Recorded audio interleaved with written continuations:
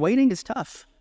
But I want you to know that if waiting is part of your story, waiting was part of the story of the people who loved Jesus too, and it's always been part of the story of Scripture. Have you thought about just how often God's people wait? Genesis 6, if I read it right, Noah waited 120 years before the flood began. Abraham, he waited 25 years before the child of promise, Isaac, was born. Jacob waited 7 years for the wife he wanted, then he had to work another 7 for her too. Joseph, you remember his brothers threw him in the pit, they planned to kill him, they left him for dead.